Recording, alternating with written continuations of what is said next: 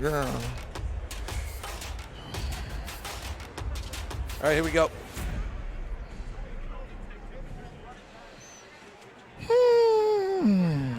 Welcome to POSTCAST tonight after the Utah Jazz fall to the Houston Rockets. The Rockets, without Capella, without Harden, without Westbrook, replay the playoffs.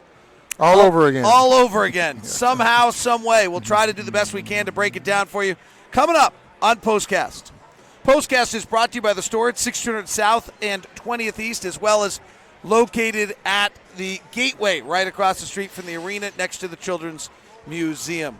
So, Ron Boone, how is it that we just relived the playoffs over again? Well, all over again. And I'm glad this happened, though. I wish it wouldn't have happened at home.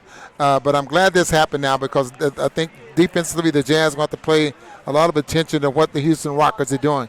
I think the biggest advantage that the Houston Rockets have with the way they play is the number of guys they can put on the floor that can break you down off the dribble, and then using that spacing. Joe Ingles couldn't stay in front. Boyan had problems staying in front. Conley had problems staying in front of players, and that puts a lot of pressure on Rudy, who's having to defend 15, 16, 18 feet away from the basket. Well, that's the key part of it. Joe Ingles might have a lot of guys that can't stay in front of him. Right. Boyan's not the greatest defender. And Conley's having a hard time with size, and we have a bunch of those guys.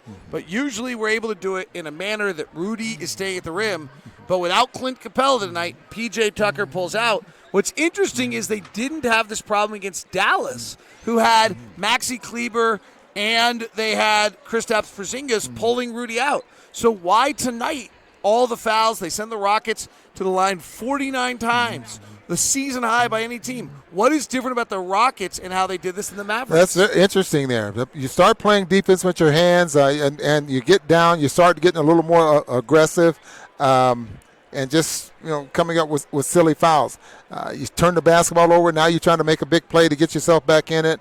It was just a bad basketball game. So you got to give the Jazz a little leeway here. They've been playing so well, been beating a lot of teams. They've grinded some ball games out and end up winning it. They could not grind this one out. So, okay, we lost this one. So we'll get back to playing some very good basketball some kind of way. Early in that ball game, they got some switches and they got Rudy pulled out. They hit some threes, and that seemed to have a tremendous impact on the night.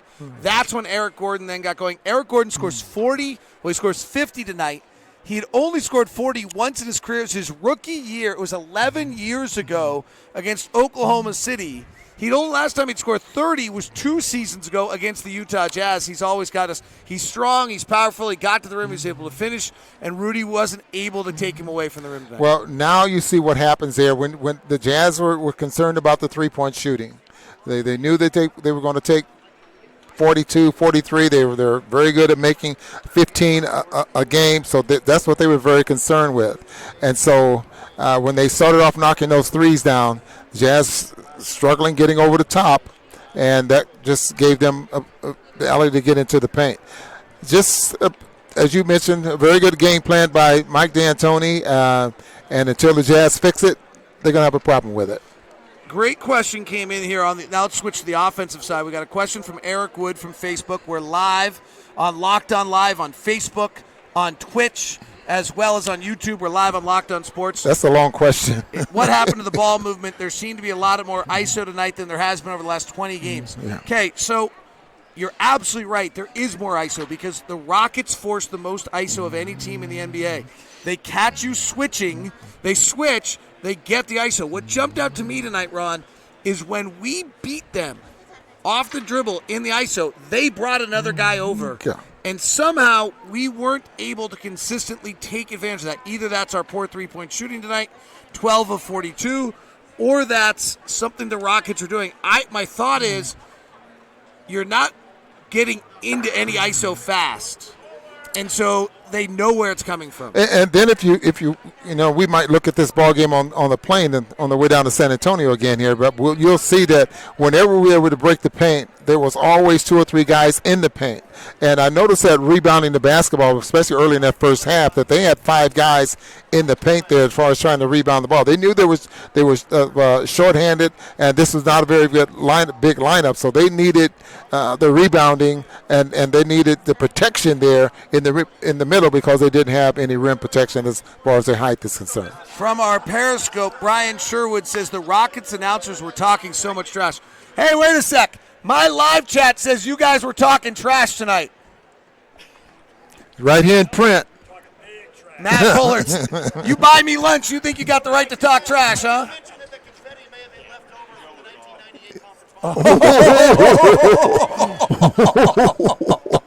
Oh, that's a dagger line. It's pretty good. There's payback for that. You know that, don't you? He said the confetti might have been left over from the 1998 conference finals. Hey, I got one. You're number 1, buddy. You're number 1.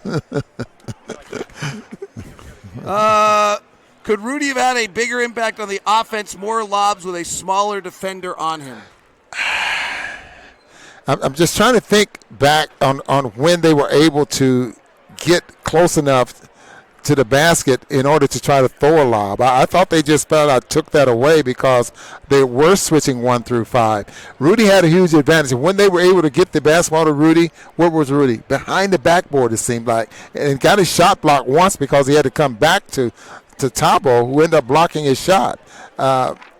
Maybe like to have seen that happen, but it's just, we can critique and nitpick, I think, on a lot of things we thought the Jazz could do, but I tell you what, the Houston Rockets just beat us. They were great, but I'll ask the Rockets announcers our next question. Are you better without Russell Westbrook's negative possessions?